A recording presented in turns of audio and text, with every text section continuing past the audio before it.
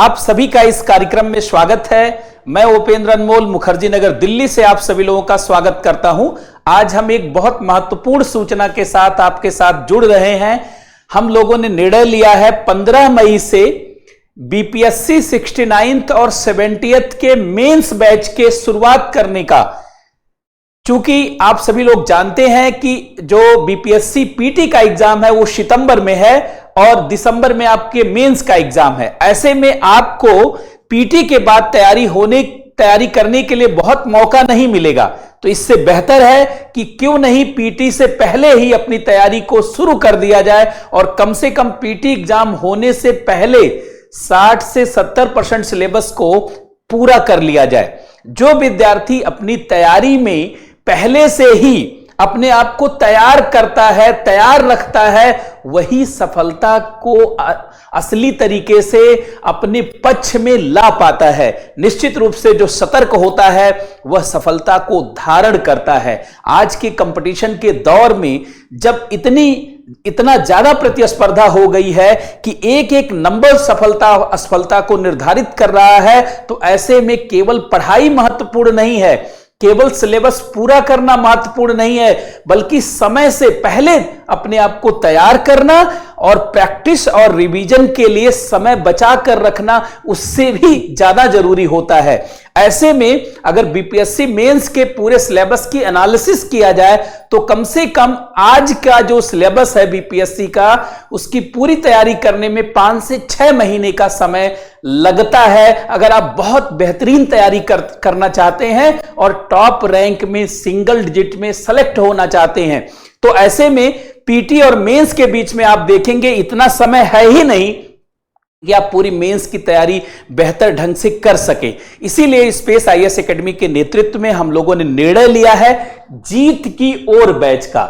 इस बैच को हम लोग इसीलिए 15 मई से शुरू कर रहे हैं ताकि आप पहले से ही मेंस के लिए आप अपने आप को जागृत कर सकें, अपने सोच और समझ को धारदार बनाने के लिए सारे रणनीतियों को अपनाते हुए अपनी तैयारी को जारी रख सकें। और इसी दृष्टि को ध्यान में रख करके हमने इस जो है बैच को डिजाइन किया है और एक बहुत ही बेहतरीन तरीके से इस बैच को संचालित करने का निर्णय लिया है। इसके लिए मेरे साथ दिल्ली के बहुत सारे दिग्गज टीचर जुड़े हुए हैं। जिस तरीके से हम लोगों ने 67th का बैच पूरा करके एक बहुत बेहतरीन मैसेज दिया, बहुत सारे विद्यार्थियों ने कहा कि सर आपके द्वारा चलाया गया बैच ही वास्तव में पूरे सिलेबस को पूरा कर पाया, समय से पूरा कर पाया।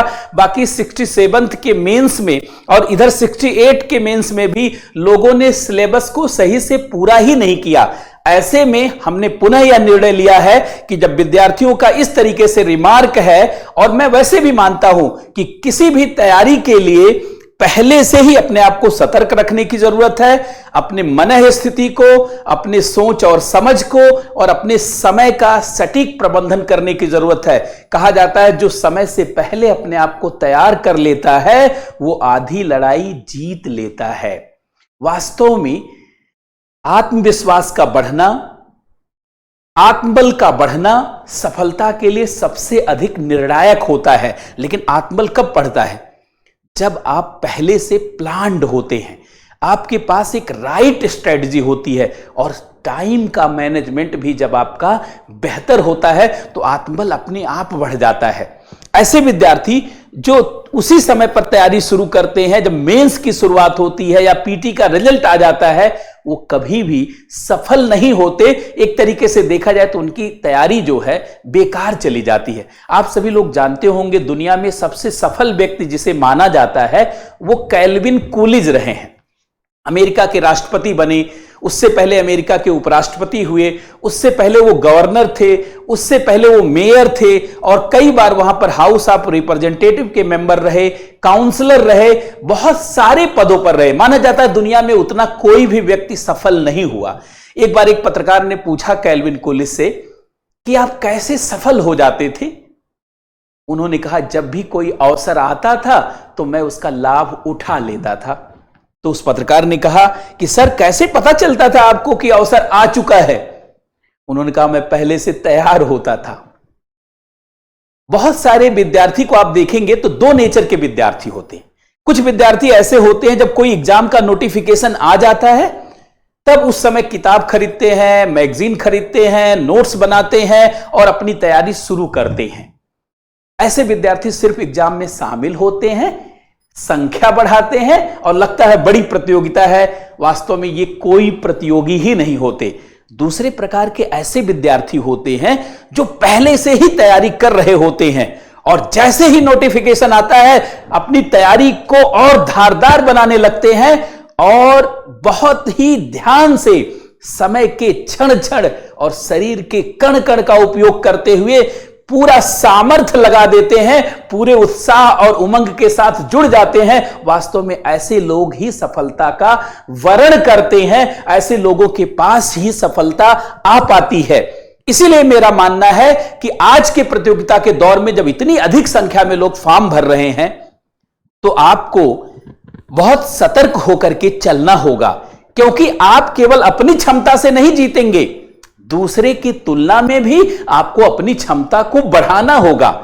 आज के प्रतियोगिता के दौर में यह कोई ग्रेजुएशन का, पोस्ट ग्रेजुएशन का एग्जाम नहीं है, यह कोई बीटेक और एमटेक का एग्जाम नहीं है कि आपने पढ़ा और बहुत ज्यादा परसेंटेज आपको मिल गए। आपको दूसरे की तुलना में आगे रहना है, नहीं तो थोड़ा माइनर डिफरेंस से ही आप असफल हो सकते हैं। ऐसे में आप सभी लोगों से मेरा आग्रह है कि आप अपने को बहुत अलर्ट करें और कमांडो की तरह पूरी तरीके से जुट जाएं। वैसे भी कहा गया है, हाथ बढ़ाओगे तो आसमान छू लोगे। ये कद की नहीं, हौसले की बात है। जिसके पास हौसला है, उत्साह है, बेहतर उमंग है और जो सकारात्मक ऊर्जा से प्रेरित है, इस ब्रह्मांड में, इस संपूर्ण धरा पर, पृथ्वी पर, उससे कुछ भी असंभव नहीं है। कहा जाता है जो सही मन से सतर्क होकर प्रयास करता है, पूरा ब्रह्मांड उसको सहयोग देने लगता है, पूरा ब्रह्मांड उसका सहयोग करता है। और ऐसे में जितने लोग 69th और 70th बीपीएससी मेंस की तैयारी करना चाहते हैं वो इस जीत की ओर बैच से जुड़े, क्योंकि इसी इंटेंशन के साथ हम लोग इस बैच को शुरू करना चाहते हैं और पूरे बेहतरीन ढंग से इस बैच को संचालित करना चाहते हैं और इस तरीके से पूरे सिलेबस को कवर करना चाहते हैं ताकि बहुत आराम से पढ़ाया जा सके, आनंद के साथ पढ़ाया जा सके। यह नहीं कि हड़बड़ी में केवल कोर्स पूरा किया जाए और किसी तरीके से लगे कि आपका सिलेबस पूरा हो गया। देखिए, अगर मेरे नेतृत्व में आप जब भी जुड़ते हैं तो एक चीज से आश्वस्त रहिए, सिलेबस जरूर पूरा होगा। अगर 1 महीने का बैच होगा तब भी पूरा होगा, 5 महीने का होगा तब भी पूरा होगा। लेकिन आप जानते हैं कि 1 महीने के बैच में उतना समय नहीं होता या 2-3 महीने के बैच में उतना समय नहीं होता। निश्चित रूप से एडजस्ट करना पड़ता है, सिलेबस को फोकस करके पढ़ाना पड़ता है। लेकिन जब समय थोड़ा ज्यादा होता है तो पूरा एक डोमेन और रेंज लेकर चला जाता है, हर क्वेश्चन की बैकग्राउंड की तरफ पहुंचा जाता है और हर तरीके से क्वेश्चन को कनेक्ट करने की कला को डेवलप किया जाता है। कैसे क्वेश्चन को इंटरकनेक्ट किया जाए, कैसे आपके अंदर ऐसे टैलेंट को, ऐसी क्षमता को उभारा जाए जिससे आप प्रश्नों को इंटरलिंक करके लिखने की क्षमता को प्राप्त कर लें, कैसे आप विषय पर डाइजेस्टेड नॉलेज को डेवलप कर लें, कैसे अपनी सोच और समझ के लोकस और फोकस को आप दुरुस्त कर लें। ऐसे सारे प्रयास किए जाते हैं ताकि आप अपना हाथ जगन्नाथ कर सके। एक चीज ध्यान रखें कि केवल आप मटेरियल जुटा करके, किताबें जुटा करके, नोट्स जुटा करके, ज्यादा से ज्यादा कोचिंग करके कभी सफल नहीं हो सकते। आप जानते हैं, महाभारत का उदाहरण मैं आपको देना चाहूंगा। महाभारत में दुर्योधन की स्ट्रेटजी क्या थी और पांडव की स्ट्रेटजी क्या थी, सुन लीजिए जरा। महाभारत में दुर्योधन की स्ट्रेटजी थी ज्यादा से ज्यादा नोट्स जुटाना, ज्यादा से ज्यादा किताबें जुटाना, ज्यादा से ज्यादा मैगजीन खरीदना और ज्यादा से ज्यादा मटेरियल खरीदना।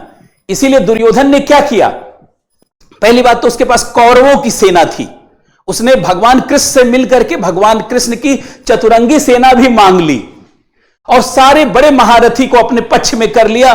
भीष्म पितामह कितने क्षमतावान, गुरु द्रोणाचार्य, कृपाचार्य, महारथी कर्ण, सारे धनुर्धर और महारथियों को अपने पक्ष में कर लिया। सोचा कि अब सारा नोट्स आ गया, सारा मटेरियल आ गया, सारी किताबें आ गई, अब तो विजय मेरी होगी। लेकिन वास्तव में उसके पास सब कुछ था, लेकिन सही स्ट्रेटजी और गाइडेंस नहीं था। पांडवों के पास कुछ भी नहीं था, कोई भी मटेरियल नहीं था, कोई भी नोट्स नहीं था, बहुत कम मैगजीन थी पांडवों के पास, सेना बहुत छोटी थी, स्वयं 5 लोग थे, कौरव तो 100 लोग थे। सारा जानते गुरु लोग जिन्होंने सिखाया, अर्जुन से लेकर के भीम से लेकर सबको, वो स्वयं सोचिए जो गुरु आपको प्रशिक्षित करता है वो दुर्योधन के पक्ष में है। इसके बाद भी जीत पांडवों की हुई, क्योंकि पांडवों के पास जो गाइड करने वाला व्यक्ति था, जो गाइडेंस करने वाला व्यक्ति था, वो भगवान कृष्ण स्वयं थे। भगवान कृष्ण का गाइडेंस और राइट स्ट्रेटजी ने बहुत कम संसाधन के बाद भी पांडवों की महाविजय को सुनिश्चित किया और पूरी दुनिया को मैसेज दे दिया, हे दुनिया के लोगों, जब भी कभी जीत अर्जित करनी हो तो खाली संसाधन बढ़ाने, संसाधन जुटाने, मटेरियल बढ़ाने की कोशिश मत करो।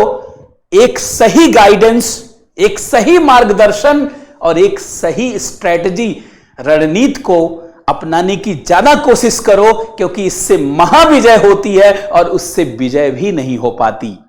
और इस जीत की ओर बैच में मैं इसी तरीके के गाइडेंस और स्ट्रेटजी के साथ चलूंगा, ताकि बहुत कम संसाधन अगर आपके पास हैं, आपने पढ़ाई बहुत लंबे समय से भले नहीं किया है, हो सकता है आपका पहला चांस हो सकता है आपने ठीक से पढ़ाई ना की हो, घबराना नहीं है। हो सकता है आपने गांव में घूमने का काम किया हो सकता है कि ग्रेजुएशन करते समय आपका मन ना लगता रहा हो पढ़ाई में, हो सकता है पढ़ाई को लेकर के लापरवाह रहे हो, कोई बात नहीं। अब आ चुका है जीत की ओर बैच, जो पूरी तरीके से आपको जीएस पेपर 1 और जीएस पेपर 2 के लिए कंप्लीट रूप से तैयार करेगा।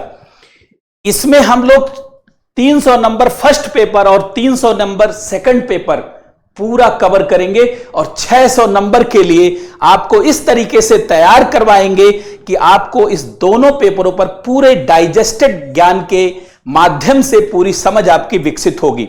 इसके अलावा हम लोगों का एससी का बैच भी अलग से चल रहा है। वो 300 नंबर का एक अलग बैच है, वो इससे अलग होगा, लेकिन ये जीएस के लिए कंप्लीट सॉल्यूशन है। वैसे भी आप जानते हैं बीपीएससी मेंस का टोटल जो मार्क्स है वो 900 का है, जिसमें GS paper 1 300, GS paper 2 300, SC का पेपर 300। हिंदी का जो पेपर है वो क्वालिफाइंग है 100 मार्क्स का, और मात्र उसमें 30% आपको क्वालिफाइंग मार्क्स प्राप्त करना है। और ऑप्शनल का पेपर आपका 100 क्वेश्चन एमसीक्यू है, जिसमें पास होने के लिए अगर आप जनरल क्लास से हैं तो आपको 40 क्वेश्चन की आवश्यकता है, बाकी क्लास के लिए थोड़ा थोड़ा कम है, अर्थात उनको सहूलियत है 32 नंबर तक, 32 क्वेश्चन तक सही करने पर आप अपने आप को क्वालिफाई करवाने के लिए योग्य हो जाएंगे। लेकिन असली लड़ाई की जो जड़ है वो जीएस पेपर 1 है और जीएस पेपर 2 है, और इसी के लिए अब आ गया है जीत की ओर, जो पूरी तरीके से केंद्रित है कैसे जीत की तरफ बढ़ा जाए और कैसे एक बेहतर मार्गदर्शन के साथ, बेहतर रणनीति के साथ अपने आप को आगे बढ़ाया जाए, ताकि ना केवल हमारे सोच और समझ का विकास हो, बल्कि आत्मबल और हमारी आत्मशक्ति, विल पावर का भी ऐसा विकास हो कि अंदर से ही लगने लगे कि अब की बार बीपीएससी पार, अब की बार टॉप 10 के रैंक के अंदर सिंगल डिजिट में।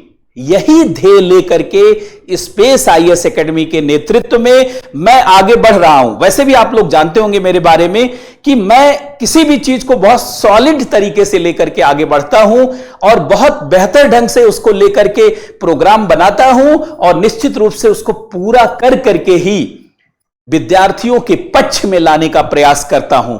तो आप इस बैच से जुड़ सकते हैं, जितने लोगों की इच्छा है वो जुड़ सकते हैं, और इससे जुड़ करके आप अपनी पूरी तैयारी को कंप्लीट कर सकते हैं और बहुत बेहतर महसूस कर सकते हैं। जब पीटी का एग्जाम होगा तो उसके बाद आपको लगेगा अरे मेरी तो तैयारी बेहतर है और मैं पास करने जा रहा हूं। जिस दिन ये भाव आ जाता है उस दिन व्यक्ति सफल होने की कम से कम 2 सीढ़ियों को पार कर जाता है। 3 सीढ़ी होती है, एक सीढ़ी बच जाती है, अर्थात वह बिल्कुल योग्य हो जाता है, बिल्कुल अनुकूल हो जाता है। तो आप सभी लोगों से मेरा आग्रह है कि अगर आप जो है इस मेंस बैच से जुड़ना चाहते हैं तो स्पेस आईएएस एकेडमी के ऐप को डाउनलोड करिए और कोर्स में आकर के इनरोल करिए, रजिस्टर करिए और इस कोर्स से जुड़ जाइए। और इस कोर्स के लिए शुरुआत में हम लोगों ने छूट भी रखा है।